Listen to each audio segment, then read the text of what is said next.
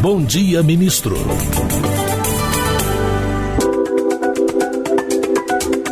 Chegamos! Olá, um excelente dia para você. Hoje é quinta-feira, dia 10 de abril de 2025, no ar. O Bom Dia, Ministro. Hoje, como sempre, estamos aqui direto dos estúdios da EBC em Brasília, desta vez para conversar com o ministro dos Transportes, Renan Filho. Participam da entrevista de hoje colegas de emissoras de rádios de norte a sul do país e também 2 portais de notícia. Agradeço muito a presença de vocês todos e para quem está chegando agora, fique com a gente. Eu sou Karine Mello e você é nosso convidado para nos acompanhar nessa próxima hora. O Bom Dia, Ministro é uma produção da Secretaria de Comunicação Social da Presidência da República em parceria com o Canal Gov, que é apenas uma das muitas emissoras que formam a Empresa Brasil de Comunicação. Vamos aos caminhos para você assistir essa entrevista. Pela Rádio Gov, estamos em rede facultativa de rádio para todo o país, mas se você quer nos ouvir e ver, pode nos acompanhar na sua TV, no Canal Gov ou pelo nosso YouTube, que é o @canalgov. Você também pode nos assistir pelo site da Agência Gov, agenciagov.ebc.com.br. Lá, além da TV ao vivo e de todos os programas que a gente tem no ar, você acompanha as principais notícias do governo federal. Outra opção é baixar de graça na loja de aplicativos do seu Android ou iOS o Canal Gov e ver toda a nossa programação ao vivo bem na palma da sua mão. Em 2025, o Ministério dos Transportes deve alcançar um marco histórico na infraestrutura rodoviária do Brasil. 15 leilões de rodovias, um de ferrovia, são aí 161 bilhões de reais em investimentos e mais de 8.400 quilômetros de rodovias contempladas. A pasta comemora a melhora na qualidade das estradas brasileiras, as parcerias público-privadas, que também serão importantes para a infraestrutura de ferrovias. Tudo isso é só uma pequena amostra do que a gente tem para conversar com o ministro Renan Filho, com quem a gente também vai falar sobre os gargalos, dificuldades do setor. Muito obrigada pela sua presença mais uma vez. Bom dia, ministro. Obrigado, Karine. Um grande prazer. Eu gosto muito de acordar cedinho, me preparar um pouquinho para a gente conversar aqui sobre o setor de transportes e sobre logística do Brasil, que tem avançado bastante. O Brasil é um país em transformação, então é uma boa oportunidade a gente conversar nacionalmente e também por estado com as pessoas sobre essa pauta. Com certeza, ministro. Vamos começar falando dos leilões. Eu falei aqui já na abertura que a meta desse ano é que tenhamos aí 15 leilões. Queria que o senhor falasse sobre esses leilões, que regiões os principais vão contemplar. Vamos falar um pouquinho desses investimentos, ministro? Vamos. São 15 leilões espalhados pelo Brasil inteiro, né? Mas especialmente leilões que vão facilitar aquilo que o Brasil produz no centro do país, acessar os nossos portos do Sudeste e do Arco Norte do Brasil. Os portos do Arco Norte estão localizados sobretudo no Pará e no Maranhão. Boa parte da produção já é escoada por lá, cerca de 30% da produção nacional escoada por lá, e também para facilitar o acesso aos portos de São Paulo, de Paranaguá. Então, estados como Minas Gerais, o Paraná, o Mato Grosso do Sul, Mato Grosso, Rondônia, que teve recentemente um leilão super bem sucedido, agora há pouco, Rio de Janeiro, São Paulo, também temos contratos em revisão. Isso vai ser muito importante para impulsionar o investimento no Brasil. Além disso, Karine, o Brasil bate recorde de investimentos agora, ou seja, 25 vai ser um ano maior que 24, que já é o recorde histórico no somatório de investimentos públicos e privados. A gente acha que 25 vai superar, 26 também vai superar, e nós vamos atingir o pico de investimentos do Brasil em 2030. Isso significa um avanço muito significativo para a nossa infraestrutura, porque o Brasil, como disse no início, é um país em transformação. Quer ver quem nos ouve? Há cerca de 30 anos, 40 anos atrás, que em termos de história de um país, isso é muito pouco tempo. O centro de produção da nossa agricultura era ali no Paraná, no Rio Grande do Sul. Hoje esse centro de produção, ele é no Mato Grosso, ou seja, se mudou a produção de lugar em volume, hoje produz mais em volume nessa região do que outras regiões, a infraestrutura também precisa ser deslocada num período de 30 anos. Isso é relativamente pouco tempo e por isso o Brasil é um país em transformação. Lá no norte, como falei, a gente tem um porto em Itaqui, no Maranhão, que é um dos portos que mais crescem no mundo em volume de exportação nesses últimos 25 anos. Por quê? Porque a produção praticamente não existia na região, o Mato Piba surgiu nesse período também, e hoje o Brasil é um dos garantidores da segurança alimentar internacional, exportando para o mundo inteiro. Eu recentemente estive com o presidente no Japão e no Vietnã, conversando sobre isso, e a nossa infraestrutura, ela garante que nós sejamos campeões de exportação no mundo. Às vezes o brasileiro, ao olhar se o copo do Brasil está meio cheio ou meio vazio, ele questiona essas coisas. Ele diz assim, olha, mas a gente tem infraestrutura? E a resposta é sim, a gente tem infraestrutura. Por quê? Porque a gente já é campeão de exportação. É mais ou menos se a gente pensar assim, o Brasil produz jogador para ganhar a Copa do Mundo ou não? Claro que produz. Isso não significa também que a gente ganha todas as Copas. Sim. Mas nós já ganhamos 6. Ninguém ganhou 6 igual a gente. De vez em quando a gente fica numa safra difícil, como estamos agora. Vamos até melhorar até a Copa, eu acho. Mas a nossa infraestrutura já garante que nós sejamos campeões mundiais de volume exportado, sobretudo em alimentos. Então o Brasil é campeão em exportação de carne, de frango, de café, de suco de laranja, de açúcar, de etanol. Ou seja, a gente tem pautas muito exitosas e a infraestrutura nacional ajuda a impulsionar a economia brasileira, e essa é uma marca do nosso país e que vem ganhando, sobretudo, ainda mais relevância com o presidente Lula. Próximo leilão está marcado já? Está marcado, a gente tem leilão agora dia 30, eu estou até na expectativa de levar o presidente Lula pela primeira vez na B3 para que a gente consiga, no dia 30 desse mês agora, fazer um leilão super importante, que é na BR-040, ligando o Rio de Janeiro, passando pela Serra de Petrópolis até Juiz de Fora.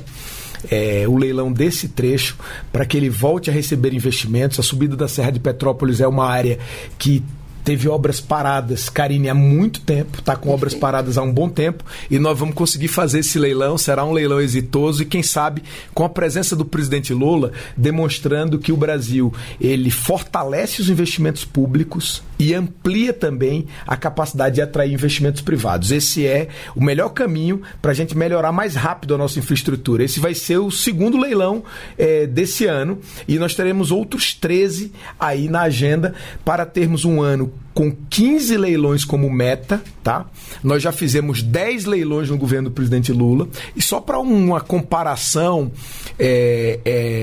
por período governamental, o governo anterior, em 4 anos, só fez 6 leilões de concessão de rodovias. Nós já fizemos 10 e vamos realizar 15 esse ano. Então é sem dúvida o maior volume de investimento privado que o país vai receber em todos os tempos.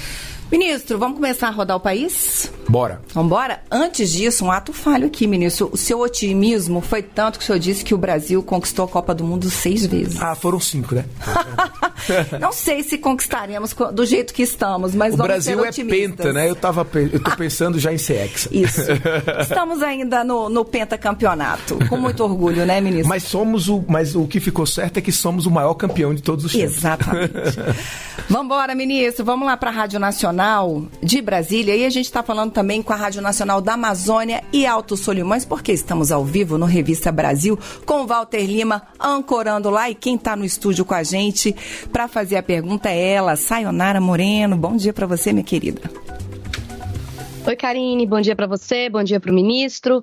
Ministro, já que a gente está falando sobre a importância aí, né, das exportações brasileiras, o senhor destacou a importância da infraestrutura do país, né, para a exportação dos nossos produtos, ministro. Eu queria falar um pouco sobre a questão do modal ferroviário, a malha ferroviária no país, né? O senhor está falando sobre os leilões. Eu queria que o senhor explicasse um pouco melhor de que forma que a pasta está trabalhando também leilões nesse sentido, dito aí, colocada essa realidade de que as malhas ferroviárias trazem algumas vantagens em alguns pontos, apesar de trazer desvantagens em outros. O Brasil é um país, né, continental, de tamanho continental, acaba tendo algumas dificuldades. Mas de que forma, dentro do possível, né, o Ministério pode estar também facilitando ou permitindo essa ampliação da malha ferroviária do Brasil? Eu queria que o senhor, inclusive, destacasse essa importância para a economia brasileira. Obrigada. Olha, obrigado, Sayonara, pela pergunta. É um prazer conversar com a Rádio Nacional, Brasília, Amazônia e Altos Solimões e com as pessoas aí do Norte através de você. Nós temos uma carteira de projetos ferroviários para o desenvolvimento ferroviário a fim de cumprir as metas do Plano Nacional de Logística. A gente precisa elevar as nossas exportações para cerca de 40% pelo modo ferroviário, retirando caminhões de rodovias e colocando em ferrovias. Isso ajuda a logística nacional. Nós temos, sobretudo, o corredor leste-oeste, que é uma ferrovia que está sendo construída na Bahia e precisa chegar até o Brasil Central, até Água Boa, no Mato Grosso, para facilitar o escoamento da produção. Nós já concluímos as obras da ferrovia Norte-Sul, né? Com a ferrovia leste-oeste. Nós esperamos dividir o Brasil em 4 quadrantes, para, nesses 4 quadrantes, conectarmos as outras ferrovias a eles. O Brasil precisa também estabelecer uma competição entre portos. Por exemplo, ligar o porto de Suape, em Pernambuco, e o porto de Pecém, no Ceará, à ferrovia Norte-Sul. Por isso nós estamos avançando com as obras da ferrovia transnordestina. Pela primeira vez, as obras em muitos anos, né, porque ela passou 4 anos do governo anterior parada, a ferrovia transnordestina ela está andando, tem cerca de 2.500 operários trabalhando nela nesse momento. O governo do presidente Lula garantiu 4 bilhões de reais em financiamento para que a obra pudesse andar na velocidade que ela precisa. Isso vai ser muito importante para o Nordeste brasileiro. No Mato Grosso, nós estamos construindo ali entre Mato Grosso e Goiás a FICO 1, que é uma etapa do Brasil Central desse corredor leste-oeste, do município de Mara Rosa, em Goiás, até Água Boa. Essa ferrovia está em obra, nós vamos levar a Karine, o presidente, inclusive, para visitar logo mais com o final desse período aí de chuvas, para visitar as obras desse trecho, uma obra também muito importante. Além disso, temos mais 2 trechos que eu queria colocar aqui como super relevantes. Um é o anel ferroviário do Sudeste, que é a conexão da malha de Vitória, Minas, no Espírito Santo, com a malha da MRS, no Rio de Janeiro. Essa conexão vai garantir que a gente tenha um anel ferroviário que permitirá integrar as 2 malhas e permitirá também conectar portos muito importantes no norte do Rio de Janeiro, como, por exemplo, o Porto de Açu, que é um dos maiores portos do Brasil, que não tem conexão ferroviária, e também os portos do sul do estado do Espírito Santo, desafogando um pouco o Porto de Santos, porque uma locomotiva poderá chegar ao Porto de Santos, se Santos estiver em condição de exportar por lá, exporta, se não, vai adiante e chega em Açu e em outros portos, distribuindo a responsabilidade de exportar a produção nacional. E uma outra, para desafogar a ferrovia Norte-Sul, é a ferrovia no Pará, de Açailândia até Barcarena. Porque quando uma ferrovia chega em Açailândia, no Pará, ela precisa pegar a ferrovia de Carajás para chegar até o porto de Itaqui. São muitos nomes, né? Mas as pessoas que residem nessas regiões conhecem bem isso. E essa ferrovia, por ser utilizada também pela Vale do Rio Doce, ela tem um volume de carga muito grande, de minério de ferro sendo exportado. Então a gente precisa tirar esse gargalo, fazendo uma nova ferrovia de Açailândia a Barcarena. Então essa é a carteira prioritária do governo federal, que é o corredor leste-oeste, o anel ferroviário do Sudeste, a conexão da Transnordestina Norte-Sul e esse trecho de Açailândia a Barcarena, que serão os trechos leiloados aí pelo presidente Lula. E nós já concluímos a ferrovia Norte-Sul, que é a ferrovia mais importante do país. Ela sai do Maranhão até a Estrela do Oeste de São Paulo. Até Estrela do Oeste, município no Oeste Paulista. O presidente Lula fez 80% dessa ferrovia e ela foi 100% concluída no ano passado. Ministro, da nossa conexão com a Rádio Nacional e toda a nossa rede, a gente vai agora lá para Campo Grande. Vamos lá para Mato Grosso do Sul com o portal Correio do Estado. O Eduardo Miranda participa com a gente aqui no Bom Dia Ministro pela primeira vez. Oi, Eduardo, um ótimo dia para você, bem-vindo. Tivemos um probleminha com o áudio, a gente está vendo a imagem do Eduardo, quem está nos acompanhando pela TV e pelo YouTube está frisada. Então, ministro, eu vou... Aí, ó, agora acho que está ok, Eduardo. Vamos tentar? Bom dia. São problemas de conexão. Bom dia, ministro. Bom dia, gente. Bom dia. Bom dia. Ministro, meu nome é Eduardo Miranda, sou aqui do Jornal Correio do Estado, aqui do Mato Grosso do Sul. Estava falando de ferrovia e eu tenho uma dúvida grande em relação, porque aqui sempre se fala, os gestores daqui, eles falam, eles estão tentando, né? Eu queria saber o que falta para ter um acordo ali na Malha Oeste, né? Que é a nossa ferrovia secular aí, que ela existe há séculos, e ela está parada, ela é concessionada para Rumo, mas praticamente ela é inutilizada, né? Que ela atravessa ali de Corumbá e vai até Três Lagoas, né? Ela faz o estado de leste-oeste. É verdade. Eduardo, essa ferrovia é uma ferrovia muito importante, né, para o estado do Mato Grosso do Sul, e ela permite uma conexão com os portos de São Paulo. Nós já chegamos a um acordo com a Rumo, Malha Oeste, né, com a concessionária aí do estado, como você colocou. Enviamos o acordo ao Tribunal de Contas da União. Se o Tribunal de Contas da União aprovar esse entendimento que nós fizemos, aprovar por quê? Ele tem que aferir a vantajosidade social e verificar as condições de legalidade do próprio acordo. O TCU aprovando, a gente vai otimizar o contrato. Essa otimização vai permitir, Eduardo, a conexão da Rumo Malha Oeste a Rumo Malha Paulista e facilitar muito o escoamento da produção do estado do Mato Grosso do Sul. Isso é super relevante. Para o Mato Grosso do Sul, além desse entendimento ferroviário que você pergunta, nós temos alguns investimentos rodoviários muito importantes. Nós estamos otimizando a BR-163, né, que foi concedida lá atrás e estava com um contrato desequilibrado. Nós estamos otimizando esse contrato que vai garantir novos investimentos. Ele vai a leilão em breve na Bolsa de Valores de São Paulo. Depois desse do Rio de Janeiro, será o próximo leilão, nesses 15, Karine, que nós anunciamos aqui no início da nossa entrevista. Além disso, nós estamos construindo as rotas bioceânicas, né? Tem uma ponte sendo construída no Mato Grosso do Sul para fazer uma ligação mais fácil com o Paraguai e de lá chegar aos portos do Chile e da Argentina.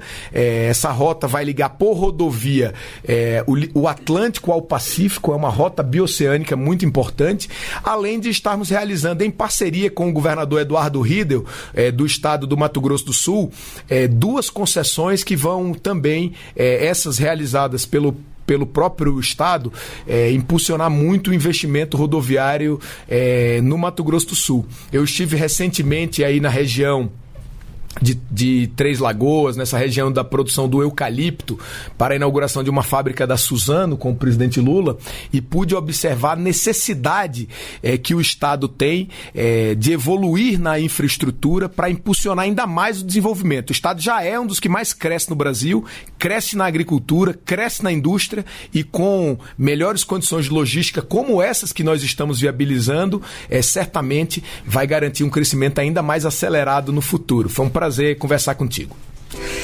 Este é o Bom Dia Ministro, que hoje recebe o ministro dos Transportes, Renan Filho. Ministro, lá de Mato Grosso do Sul, agora a gente vai para Salvador. Vamos à Rádio Excelsior, porque o João Tran já está lá com a gente. Oi, João, bem-vindo, bom dia. Tá fechado o microfone, João. Vamos lá, bom dia para você. Continuamos com seu microfone fechado? Sem som. Sem som.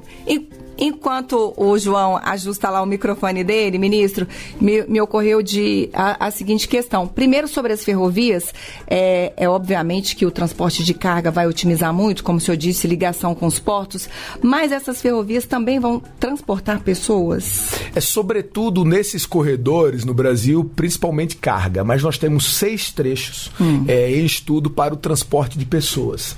O Brasil é um país continental, ele tem um desafio muito grande de conectar cidades, mas nós temos 6 trechos para o transporte de pessoas que estão sendo trabalhados pelo Ministério dos Transportes. No nosso país, o transporte por trilhos, ele é sobretudo feito nas cidades. E esse trabalho não é tocado nacionalmente pelo Ministério dos Transportes, ele é tocado pelo Ministério das Cidades e pelos governos estaduais. Então, em São Paulo, por exemplo, nós temos um investimento conjunto que está sendo feito pelo governo federal e pelo governo de São Paulo, que é o trem intercidades, que vai ligar São Paulo a Campinas. O governo federal garantiu o terreno para passar ali na área da MRS, que é um terreno federal. Além disso, garantimos o financiamento do BNDES e o governo do estado de São Paulo está levando esse projeto adiante junto conosco. Nós temos também uma ligação aqui de Brasília a Lusiânia, que está sendo estudada, é também muito importante para quem conhece aqui o entorno do Distrito Federal, né? Importantíssimo. Sabe a importância do acesso. Mas o trem de transporte de pessoas, ele é sobretudo tocado no governo federal pelo Ministério das Cidades. Perfeito. Ministro, vamos tentar voltar para Salvador? Vamos ver se a gente consegue lá contato com a Rádio Excelsior, com o João? Saiu. Não conseguimos. Vamos então para a Rádio Costa Azul. Vamos embora para Angra dos Reis. E a Tatiane Cardoso está com a gente. Oi, Tatiane. Bom dia para você, querida.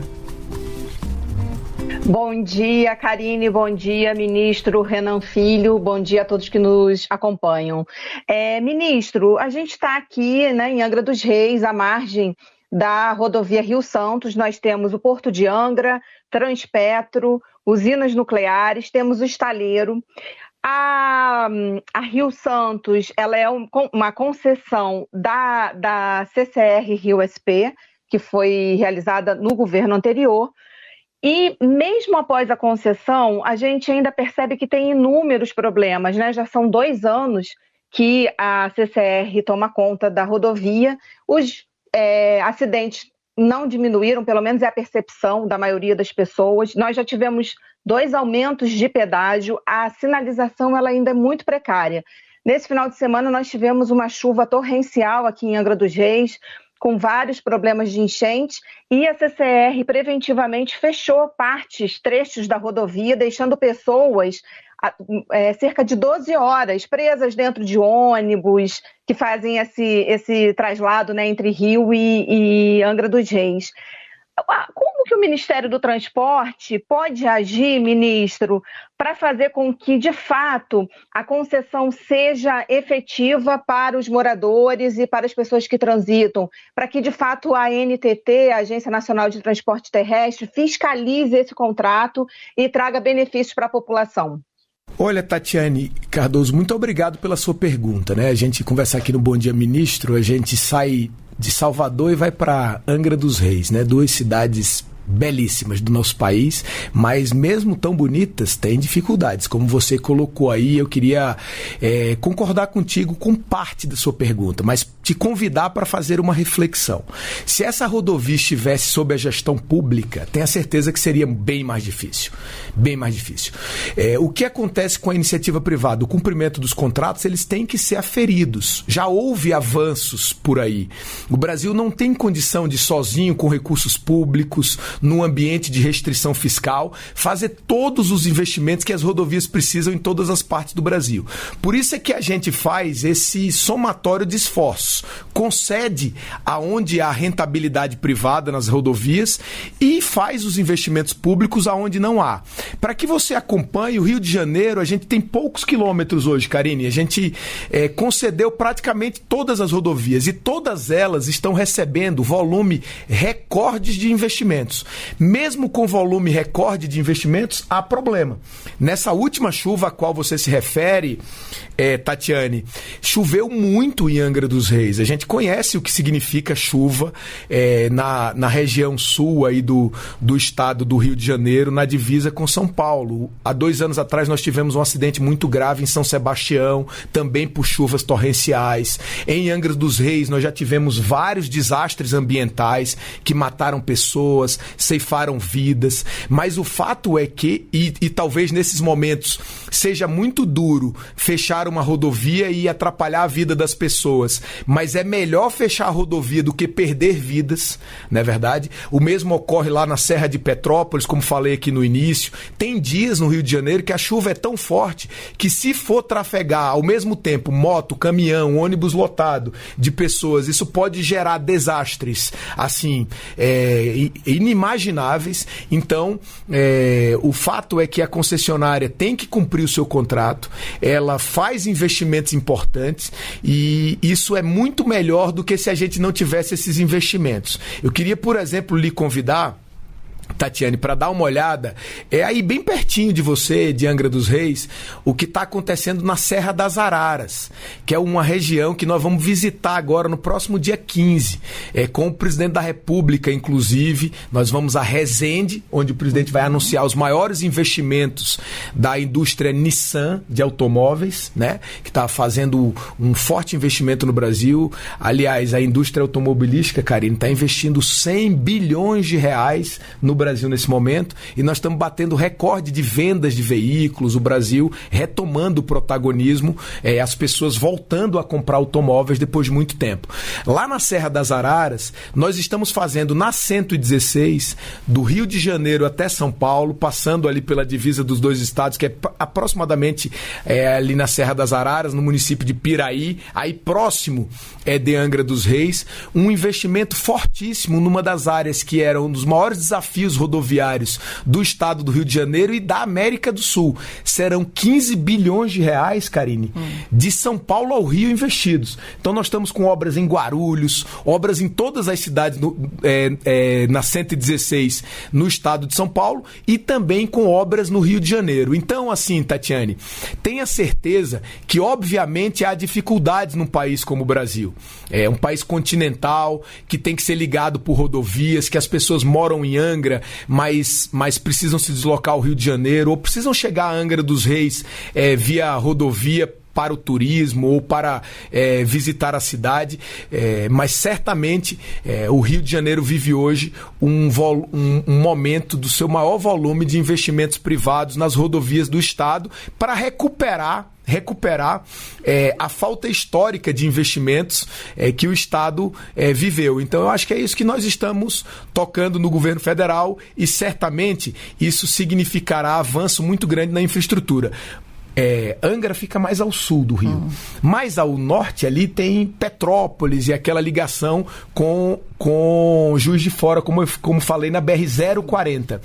Esse trecho lá também, sabe, Tatiane, mais ali ao norte do Rio de Janeiro, saindo do Rio, passando pela Baixada Fluminense, né, depois subindo a Serra de Petrópolis, depois pegando um pouquinho à esquerda para chegar a Juiz de Fora, para depois chegar a Belo Horizonte. Essa rodovia 040 ela foi aberta no Império.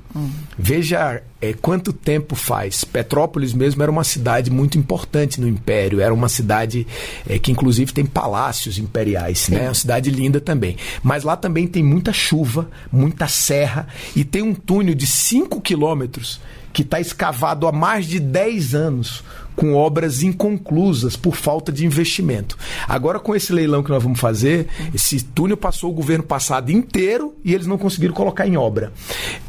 Agora, desde que a presidente Dilma saiu da presidência da República, as obras pararam. Então, você imagina o tempo que isso faz. Agora nós vamos, no dia 30, realizar esse leilão para retomar obras na subida da Serra de Petrópolis e garantir melhores condições para o norte do estado e para a conexão com o Brasil Central, com Belo Horizonte, com Brasília, para o estado do Rio de Janeiro. Então esses investimentos, eles são muito importantes para o desenvolvimento do Rio. Além disso, o anel ferroviário do Sudeste vai garantir uma nova conexão para o estado, como eu falei, conectando o Porto de Açu, e certamente ajudará muito no desenvolvimento do estado do Rio de Janeiro, que é um dos estados mais bonitos do Brasil. Todo mundo conhece o Rio no mundo inteiro, mas precisa ter os investimentos para o estado poder avançar. Muito obrigado pela sua pergunta.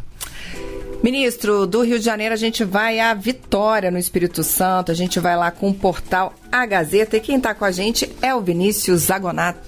Vinícius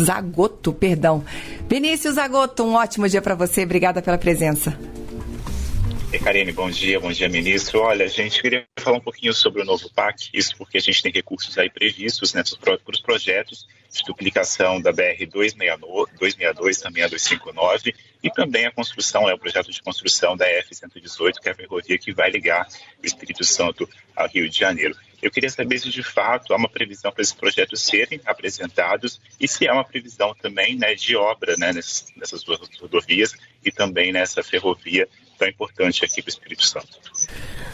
Olha, um grande prazer, Vinícius Agoto, conversar contigo e com o Portal Gazeta aí de Vitória, né? O Espírito Santo é um estado que está bem contemplado, a gente já vinha falando dele aqui, mesmo sem a sua pergunta. A Estrada de Ferro 118 ela é exatamente o anel ferroviário do Sudeste. Para quem nacionalmente não conhece o nome técnico, né, Vinícius, a gente chama ela assim de anel ferroviário do Sudeste. E a 262 ela é uma rodovia super importante, porque o que ela faz? Ela liga Minas Gerais, né, ao estado do Espírito Santo. A gente diz que Minas Gerais tem tudo. A única coisa que Minas Gerais não tem é praia. E a praia do mineiro é Guarapari. Exato. Não é, Vinícius? Litoral de Minas. O litoral de Minas é o Espírito Santo, né? Se Minas tivesse praia, a gente não teria o Espírito Santo. Então, para termos o Espírito Santo, Minas precisou não ter praia. E quem faz a ligação de Minas com o Espírito Santo é a 262. E essa 262 ela é uma rodovia tão importante, Karine, porque ela liga a 381, que é uma outra rodovia super relevante no Brasil, que sempre foi conhecida como a rodovia da morte. Pela falta de investimento, o Vinícius conhece. Nós concedemos, Vinícius, a 381 de BH até Governador Valadares. Essa concessão já está recebendo investimentos privados e vai receber 10 bilhões de reais em 400 quilômetros. Veja a necessidade do investimento. E com a 381 concedida, agora nós vamos duplicar a 262. Eu fiz um entendimento com o governador Renato Casagrande, conversei também com o governador Romeu Zema, e articulei junto ao governo federal, e o presidente Lula autorizou. Nós destinamos recursos de Mariana para garantir a duplicação da BR-262 dentro do estado do Espírito Santo. E a ideia, Vinícius, você perguntou qual o prazo. A ideia é licitar essa obra, iniciar essa obra ainda esse ano, a duplicação da 262, no trecho de Vitória, tá? O primeiro trecho que é saindo de Vitória em direção ao estado de Minas Gerais. Então nós vamos começar essa obra esse ano. Dinheiro tem, porque tem 2 bilhões de reais do Acordo de Mariana destinados apenas para essa obra e combinado com os governos dos estados, como eu falei. E a Estrada de Ferro 118, a gente também espera levar a leilão esse ano e garantir o bom andamento desse projeto, que vai fazer uma conexão, como disse em uma pergunta anterior, da malha de Vitória, Minas, do Espírito Santo, com a malha da MRS em São Paulo, passando pelo estado do Rio de Janeiro. Então vai beneficiar, super beneficiar o estado do Rio de Janeiro, garantir uma conexão para escoar a produção também que chega a São Paulo, que é um gargalo, tudo chega ao Porto de Santos, né? Garantir uma conexão a mais e conectar os portos do norte do estado do Espírito Santo com leilão também previsto para esse ano. A Karine falou aqui que são 15 leilões rodoviários e um leilão ferroviário, que é exatamente esse, da Estrada de Ferro 118. Ministro, e aí num piscar de olhos a gente sai do Espírito Santo e vamos a Porto Velho. Vamos lá para a Rádio Caiari, porque o Rai Lavareda já está com a gente. Oi, Rai. Bom dia para você, querido. Tudo bem, Karine? Tudo jóia. Bom dia, ministro. Bom dia a todos. Bom, ministro, nós estamos aí com o leilão já da BR-364, a concessão, mas nós tivemos aí alguns transtornos no meio do caminho. Por exemplo, o CREA entrou com uma ação, inclusive, vai impedir o leilão. E nós tivemos algumas ações, por exemplo, desse projeto original. Nós tínhamos a duplicação aí de aproximadamente 510 quilômetros, são mais de 680, inclusive, aqui de Vilhena a Porto Velho, mas aí ficou só 120. Aí pesaram outras ações, por exemplo, também a duplicação, nesse caso, de 120 quilômetros, a tarifa também, do pedágio, enfim. Então, a gente gostaria de saber do senhor, né, como o Ministério do Transporte considera rever a estrutura tarifária ou estabelecer mecanismo de compensação para garantir que a população e os transportadores não sejam excessivamente onerados nesse caso, né? Então, explicar também para os nossos ouvintes aqui da Rádio Caiari de Porto Velho sobre a situação. O que nós temos de concreto agora a partir desse leilão? Oi, Rai, um prazer conversar contigo, viu? Muito obrigado por essa oportunidade. O leilão aí de Rondônia foi super bem sucedido da BR-364, né? Ligando ali a divisa com o estado do Mato Grosso até Porto Velho. Vamos tratar desses temas. Primeiro, a ação que o CREA entrou. A Justiça julgou que não havia precedência, tanto que permitiu fazer o leilão. Entrar com ação é normal no Brasil, né? Mas tem que ganhar. tem que ter direito de ganhar. E o direito foi do governo federal, que estava fazendo a coisa correta e realizou o leilão. A duplicação de trechos, você faz... na sua pergunta, ela tem uma incoerência. Você defende menor tarifa e mais investimento. Quanto mais investimento, você precisa de mais tarifa para pagar. É assim que é. Então, por que a gente tem 120 quilômetros de duplicação e quase 300 quilômetros de terceira faixa? Para garantir modicidade tarifária. Mas, assim, quando duplicar os 120 quilômetros, a gente pode disparar gatilhos para duplicar mais trechos, Rai. Só que as duplicações adicionais a partir dos 120 quilômetros, elas não estão no preço agora do cidadão.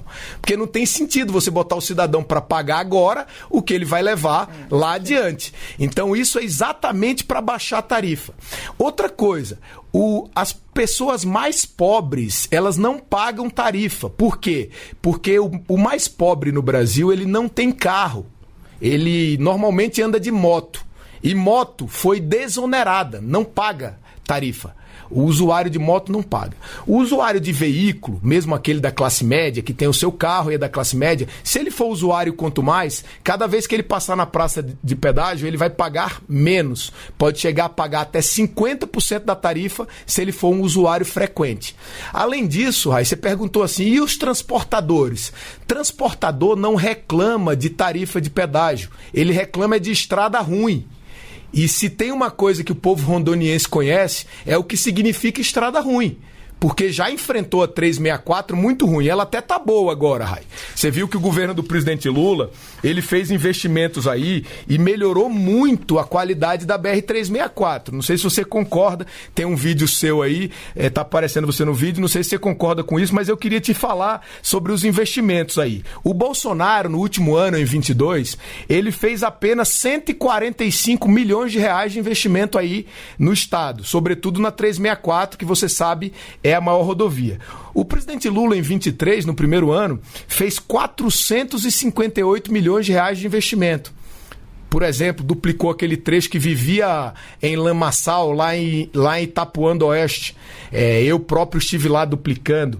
Isso significa 3 vezes mais recursos no primeiro ano do governo. No ano passado, nós investimos 640 milhões, contra, vou repetir, 145 milhões do último ano do governo Bolsonaro.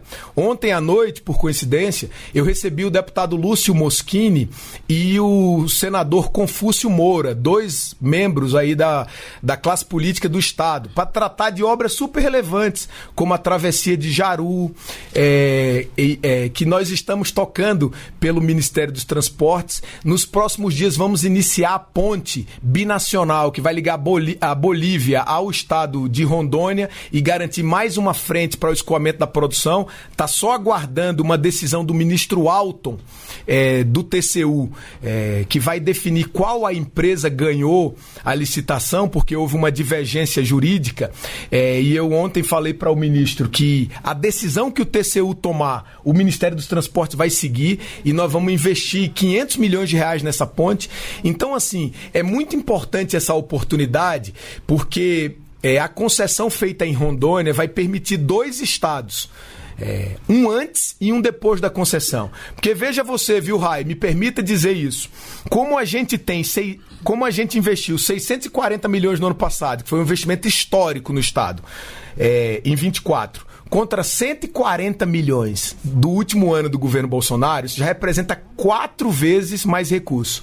Mas quanto vai botar a concessão? A concessão vai botar 8 bilhões de reais na BR-364. Só ela significa 10 anos desse investimento, mais de 10 anos desse investimento que o governo do presidente Lula está fazendo. Se for comparar com o investimento anterior, significa mais de 30 anos do investimento que o governo Bolsonaro vinha fazendo. Por isso, o investimento privado, ele é relevante. E a iniciativa privada, o setor de transporte, ele não reclama da tarifa, porque caro mesmo é estourar um pneu num buraco que custa 5 mil reais. Enquanto a tarifa custa em torno de 10 reais, se você estourar um pneu de caminhão ou de ônibus, custa 5 mil reais. Então, quantos pneus foram estourados aí na BR-364, ou no Mato Grosso, ou em Rondônia, para acessar a hidrovia do Rio Madeira. Porque veja como é o Brasil, viu, Karine? É interessante, é muito bom conversar sobre isso com as pessoas aqui.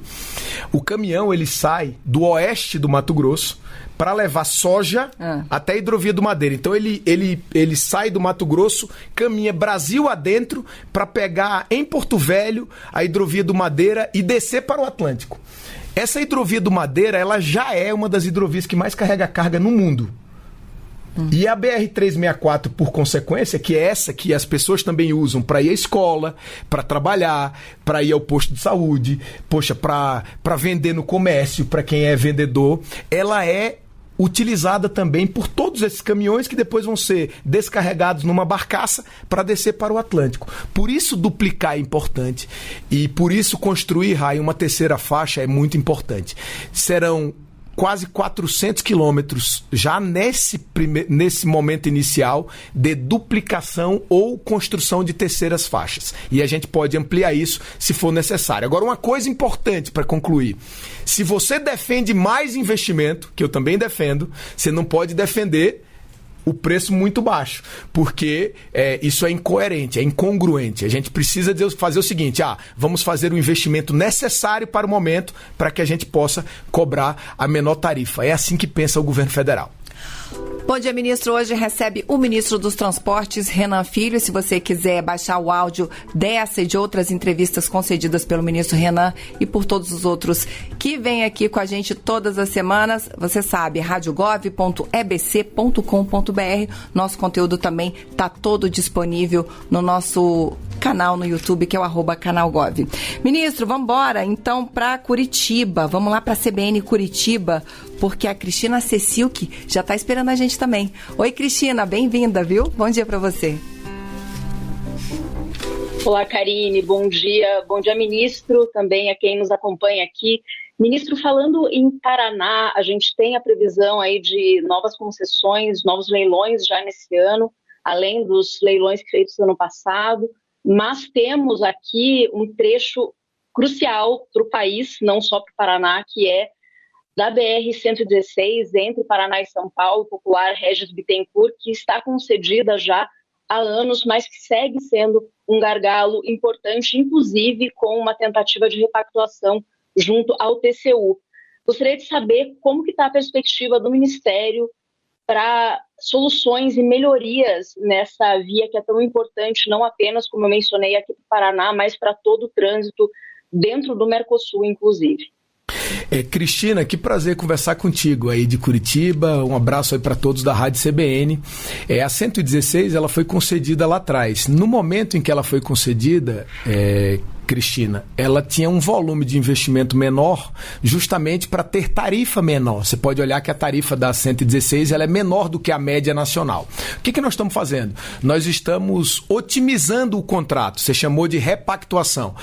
Enviamos ao TCU e estamos elencando um novo conjunto de obras para que ela tenha mais investimentos, ou seja, elevar o volume de investimentos na rodovia. Por quê? Porque o estado do Paraná é um dos estados que mais crescem no Brasil, né? Há um bom tempo, cresce na indústria, cresce na agricultura. O Porto de Paranaguá também se destaca aí ao lado do Porto de Santos e do Porto de Itaqui em crescimento de exportações, e por isso o estado precisa de um volume maior de investimentos privados. Esse é um trecho que nós estamos trabalhando, mas nós já realizamos 4 leilões no Paraná, muito importantes. A BR-270 que desce para o Porto de Paranaguá, a ligação com Foz do Iguaçu, que também é uma das principais ligações com os países do Mercosul para exportação, também estão recebendo investimentos. E o Paraná, Cristina, vai receber 50 bilhões de reais em investimentos em concessão, com tarifas menores do que eram praticadas durante os governos anteriores que fizeram concessão no Paraná, e as pessoas pagaram tarifa alta, Karine, e não levaram as obras. Vejam que coisa. Então nós conseguimos licitar com mais barato e com mais investimentos. Isso vai garantir ao Paraná um outro momento de investimento privado. E do ponto de vista do investimento público, vale dizer também, Cristina, nós ampliamos muito. Enquanto o governo Bolsonaro fez em 22 208 milhões de investimento, o governo do presidente Lula em 23 investiu na malha administrada pelo DENIT 543 milhões, mais do que o dobro do investimento do governo anterior. E mesmo com as concessões que nós fizemos, 4 leilões, já estamos passando os trechos da iniciativa privada. Na semana que vem, nós vamos assinar 2 contratos. O que significa assinar o contrato? A gente fez o projeto, fez o leilão na B3, teve interessado, ganhou. Aí depois de 100 dias que ele fica conhecendo o trecho, olhando, observando como vai assumir, tomando as providências para que a empresa assuma a responsabilidade de gerir aquela rodovia, a gente vem e assina o contrato para ele começar os investimentos. Então isso vai acontecer na semana que vem. Estou até pedindo uma agenda ao presidente Lula para fazer essa assinatura na frente dele, com ele olhando. Né? Quem assina é o ministro dos Transportes, não é o presidente, mas com o presidente Lula olhando para nos responsabilizar todos para a gente melhorar ainda mais as rodovias do Paraná. E eu espero também ampliar o investimento na 116, tanto no Paraná, a Regis Bittencourt, quanto no estado de São Paulo e também no estado de Santa Catarina. Eu te darei notícias novas sobre isso. E vou até, Cristina, me candidatar um dia para conversar contigo aí na CBN de Curitiba sobre todos esses assuntos, tá bom? Muito obrigado pela pergunta. Maravilha. Ministro, vamos voltar agora sim. Agora a gente vai a Salvador. Vamos lá para a Rádio Excelsior. Vamos lá com o João Tran, que agora sim, agora vai, né, João? Bom dia para você, querido. Bom dia, Karine. Muito bom poder falar com você. Que bom que agora foi mesmo a conexão. Aí vamos nessa. Ministro, um bom dia. Aqui na Bahia tem repercutido muito nessa possibilidade da nova licitação nas estradas até então administradas pela Via Bahia. O que tem repercutido também entre alguns deputados é que alegam de ter um risco muito grande se essa licitação for feita muito rápida, sem antes ter um tempo de investimentos do governo federal para readequar esses 15 anos da Via Bahia que geram muitos danos nas estradas. Como é que tem sido esse diálogo também aqui com o Estado? Alguns falam que não tem tido tanto diálogo aqui a nível estadual para entender melhor as questões e se essa licitação estaria ocorrendo muito rápida. Queria saber esses próximos passos. Não está ocorrendo muito rápida não. Se tem uma coisa que o governo federal conhece, é a concessão da Via Bahia. Ela foi considerada a pior concessão da história das concessões do Brasil, por isso ela vai ser revista. Nós estamos tirando a Via Bahia, e para tirar não está sendo fácil. Só o baiano sabe o que significa a Via Bahia administrando a 116 e a rodovia que liga a Feira de Santana a Salvador. Só o baiano sabe disso. Vai ser muito importante tirar a Via Bahia. O Estado vai fazer investimento, a União está... João, nesse trecho nós vamos fazer investimentos públicos, nós vamos melhorar a qualidade do pavimento e vamos conceder no final do ano. Nós teremos um ano ainda para esse processo andar. Vai ter audiência pública que foi recentemente aberta para a gente ouvir as pessoas, ouvir a sociedade, receber contribuições, tá certo? E vamos fazer uma concessão num tempo adequado, não será muito rápido, mas o fato é que a 116 e a rodovia que liga Salvador à Feira de Santana juntas precisam de algo de 10 bilhões de reais de investimento. Então, se eu pudesse te falar o que significa um investimento do país no estado da Bahia, para você fazer uma comparação, a Bahia é um continente, a Bahia tem uma das maiores malhas federais de rodovia do país, né? O último ano do governo Bolsonaro, ele botou 600 milhões de reais na Bahia toda, 600. O presidente Lula botou 1.218 o ano passado, o ano de 23, melhor dizendo. E em 24 nós botamos 1.150.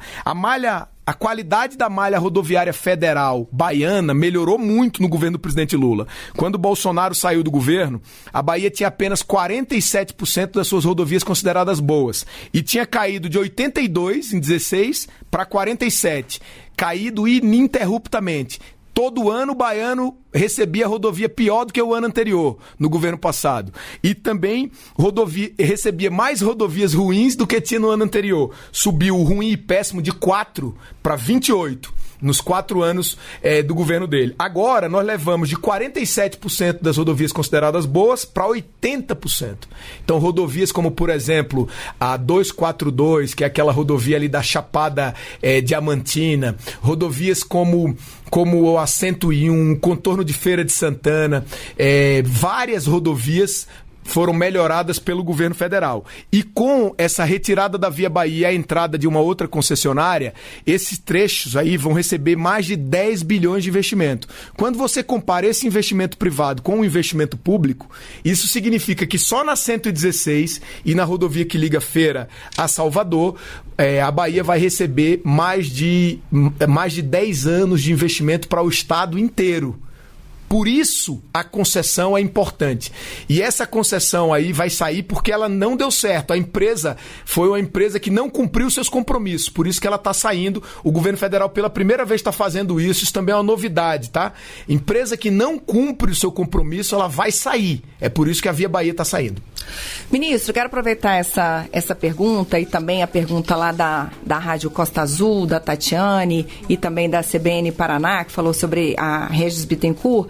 Quando há uma concessão e a população não se sente atendida, né? Acha, olha, o senhor falou, melhorou muito, se não tivesse ia ser muito pior, mas quando isso acontece, o cidadão deve reclamar quem? A NTT? Quais são as ferramentas? Como é que o governo acompanha isso? Se está funcionando, melhorou, mas ainda não é ideal. Como é que o Ministério pode receber esse feedback? Deve reclamar, a NTT é a gestora do contrato. E ela nem é um membro do governo. A agência, ela tem autonomia funcional. Ela é apartada do governo. Para que as pessoas entendam isso, é mais ou menos como o Banco Central, sabe? A gente discute muito no Banco Central. Sim. O Banco Central é uma agência também do mercado de capitais, da regulação do sistema bancário nacional. E a ANTT é uma agência. O presidente indica os membros que precisam ser aprovados pelo Senado e depois eles têm mandato. O presidente não pode mais demiti-lo. Ou seja, ele tem autonomia funcional para cumprir o seu papel e garantir o cumprimento do contrato para a sociedade. Agora, Karine, já que você me dá essa oportunidade, deixa eu te explicar por que no passado as pessoas têm um pouco essa sensação que poderia ter mais investimento. Porque houve uma discussão muito grande do tamanho do investimento que devia ser feito e o tamanho da tarifa. Então, por exemplo, a Regis Bittencourt, ela é uma rodovia que tem tarifas em torno de R$5 para cada 100 quilômetros. Enquanto as concessões do estado de São Paulo, as tarifas giram entre 15 e 16 reais para 100 quilômetros. Então, o que acontece com a Regis, nesse trecho? Ela tem um volume de investimento menor, porque tem uma tarifa menor. Aí o que ficou claro? Não adianta ter investimento pequeno, porque o contrato é de 30 anos. E o Brasil cresce muito. Então, quantas pessoas hoje trabalham em São Paulo, mas moram nas cidades do entorno? Porque não é fácil morar em São Paulo, é mais caro. E para chegar em São Paulo, ela tem que pegar a Regis Bittencourt. Cada vez mais as pessoas têm que pegar as rodovias para chegar em São Paulo. E se a rodovia recebe pouco investimento, ela fica congestionada. E para o cidadão é muito mais caro não ter o investimento. O que ficou claro agora é que a gente tem revisto os contratos, otimizado esses contratos para colocar mais investimentos dentro deles e garantir que assim a expectativa do cidadão ela seja atendida. Agora eu faço um outro convite, porque qual é a comparação? A comparação não é se a rodovia privada está do jeito que a pessoa quer ou não. A comparação é assim: privadamente ela está recebendo X bilhões de investimento. Se fosse público, receberia quanto? Essa é que é a comparação que eu tenho procurado fazer ao longo dessa entrevista e que eu fiz aqui agora com a Bahia, com um colega lá da Bahia. Porque o presidente Lula dobrou o investimento na Bahia do ponto de vista de recursos públicos nos últimos anos. Isso é muito relevante, porque o baiano também acreditou no presidente Lula. Mas assim, mesmo dobrando, ainda não é suficiente para a necessidade de investimento que uma rodovia como a 116 precisa, porque ela vai precisar de 10 bilhões de investimento para adequar aquele trecho. E as pessoas talvez perguntam assim, mas por que, Renan, é assim? É porque boa parte da produção ocorre em São Paulo, ocorre no Rio de Janeiro, ocorre em Minas Gerais. Mas precisa ser vendido em Alagoas, em Sergipe, no Ceará. E todos esses caminhões precisam cortar a Bahia. Eles não vão ficar todos na Bahia. Mas como precisam cortar a Bahia, o fluxo é muito grande e por isso a rodovia precisa de tanto investimento. Ministro, então vou pedir para o pessoal aí da produção procurar o telefone da ouvidoria da NTT. Enquanto isso, eu quero falar também para a gente fechar aqui, já estamos quase na reta final, ministro, quero falar sobre qualidade de rodovias, né, que o senhor tem dito bastante. E aí quero saber como é que anda aí os números mais recentes sobre qualidade das rodovias e em que medida isso impacta no preço dos alimentos, né? Porque aí você tem um frete talvez mais barato, que você tem uma rodovia melhor para rodar.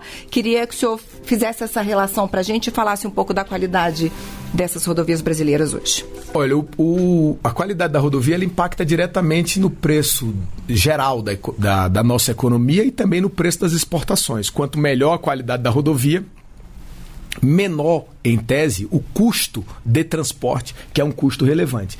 Então, se cai o custo, cai também o preço. O fato é que, obviamente, preço também depende de outras variáveis. Se as pessoas compram mais, né, tem mais demanda, isso também força um pouquinho o preço para cima. Então, nesse jogo aí, o Brasil está aumentando o investimento, garantindo melhores rodovias, a fim de garantir mais competitividade ao país, menores preços domésticos e menores custos para a exportação nacional. É exatamente isso que nós conversamos aqui ao longo dessa entrevista, e eu queria dizer que esse volume de investimentos que o Brasil faz, Karine, ele tanto ajuda a reduzir custo, quanto ajuda a impulsionar a economia brasileira para frente. A economia cresce, gera emprego, e isso certamente garante melhores condições ao país, né? Eu rodei o mundo aí ao lado do presidente nesses últimos 2 anos e pude observar que o Brasil é um país super admirado por outros de fora, porque, sobretudo no momento como esse de guerra tarifária, que a gente está vendo essa disputa Estados Unidos e China, o Brasil é um país garantidor da segurança alimentar do planeta, é um país sóbrio, sereno, que está agindo com calma. Ontem na CELAC, o presidente Lula estava orientando o comportamento dos outros países. Lá em Honduras. Lá em Honduras. Uhum. Então, assim, é muito importante que o Brasil cumpra esse papel, porque o Brasil é um país simpático, é um país que todo mundo admira internacionalmente pela força da nossa democracia, pela alegria do nosso povo, pela nossa cultura, nossa música, nossa culinária, o nosso futebol, como falamos, e ver o presidente Lula orientando o mundo a ter sobriedade, serenidade, não embarcar nessa guerra tarifária que não tem vencedor, é muito importante para o Brasil e é certamente um orgulho para o povo brasileiro ver a gente falar com esse nível de volume numa reunião internacional, no momento em que o mundo balança. E eu concluo aqui a minha participação nessa entrevista, Karine. Calma lá, não vamos se despedir ainda não, ainda temos uns minutinhos. Então deixa eu lhe dizer, uma coisa relevante, né, a gente vê, a gente percebe que a economia brasileira não tem problemas super graves quando a gente vê um problema como esse da guerra tarifária internacional. A gente viu o dólar disparar no mundo inteiro, a gente viu as bolsas de valores despencarem, e ninguém está mais dizendo que isso ocorre por problema fiscal do país, por política do governo. Ao contrário, o governo brasileiro ele tem hoje melhores condições para enfrentar essa guerra do que o resto do mundo. Primeiro, nós somos um dos poucos países no planeta que temos uma balança comercial equilibrada com os Estados Unidos. Eles não vendem mais para gente, eles não vendem pouco para gente, não. Eles vendem mais para gente do que a gente para eles, diferentemente do que acontece com o mundo inteiro. Eu vim agora do Vietnã, como você falou. A balança comercial do Vietnã com os Estados Unidos, ela é superavitária para o Vietnã em 100 bilhões de dólares por ano. Só entre o comércio entre os dois países. A nossa é superavitária em 100 bilhões de dólares com o mundo. O Vietnã sozinho gera 100 bilhões de dólares para a economia dele vindo dos Estados Unidos. Então a gente é um país que não está nessa dependência. O presidente tem feito uma inserção internacional muito firme, paciente, uma condução do país experiente, sóbria, serena, respeitando as melhores tradições da diplomacia nacional, da história de Rio Branco. Então ontem eu me senti assim, muito orgulhoso ao ver o presidente Lula liderando os países da CELAC, né, nessa discussão internacional, pedindo calma nesse momento para que China e Estados Unidos, que são 2 gigantes, né, e que nessa briga de gigantes a gente não entre nessa guerra tarifária, porque uma guerra tarifária não tem vitoriosos no mundo nesse momento. Não tem ganhadores, né, ministro? Maravilha, agora sim vamos nos despedir. Quero agradecer muito a presença do senhor aqui mais uma vez. Acho que demos aí um panorama sobre como estão as perspectivas dos investimentos rodoviários, ferroviários no país. Quero lhe convidar, sempre que tiver aí uma brecha na agenda, venha conversar com a gente, ministro Renan, sempre muito bem-vindo. E é isso, espero revê-lo aqui numa próxima oportunidade. Foi muito bom vê-lo lá no Japão, vê-lo lá no Vietnã, também nessa comitiva do presidente para trazer investimentos para o Brasil. Obrigada. Eu que agradeço aí a oportunidade, queria me colocar aqui à disposição do programa Bom Dia Ministro para receber todas as perguntas que foram enviadas, tá? Para que a gente possa responder, porque resolver problemas do passado e avançar é a nossa tarefa. Dessas concessões que foram feitas no passado, Karine, as pessoas perguntaram aí, o Brasil só fez 24 concessões historicamente, de 97 até o início do governo Lula, 24. Esse ano nós vamos fazer 15. Veja que diferença, né? E nós já fizemos 10 nos 2 primeiros anos. Só que dessas 24, tinha 16 desequilibradas. Concessões feitas e com equívocos cometidos no passado que colocavam obras paradas. Por isso há alguns questionamentos, mas nós estamos reequilibrando esses contratos, o que é um grande avanço. Esse da 040 é o exemplo disso. Nós vamos licitá-lo agora no próximo dia 30, que estava com obras paradas. E por isso o cidadão tem um pouco essa sensação. E eu queria colocar aqui que esse momento aí que está acontecendo no Brasil é uma curva de experiência. Nós estamos corrigindo os erros do passado e vivendo um novo momento. Um momento em que o Brasil atrai investimentos recordes para melhorar a sua infraestrutura. Isso é super exitoso, isso ajuda a economia, isso demonstra que o governo do presidente Lula não é um governo ideológico, que a gente segue o caminho necessário para fortalecer o investimento total no país de maneira pragmática, porque a gente sabe que o governo sozinho não consegue fazer tudo, por isso a gente precisa trabalhar conjuntamente com a iniciativa privada. Ministro Renan, obrigada, viu? Até uma próxima. Quero agradecer também todos os colegas que me ajudaram a fazer o Bom Dia Ministro de hoje. Espero revê-los numa próxima oportunidade. Aqui quem assina os trabalhos técnicos pela Rádio Gov é ele, Reinaldo dos Santos. Nosso conteúdo, você sabe, está todo disponível no nosso canal no YouTube, @canal Gov, e pela Rede Gov também, redegov.abc.com.br. A gente se vê na semana que vem. Obrigada pela companhia. Tchau.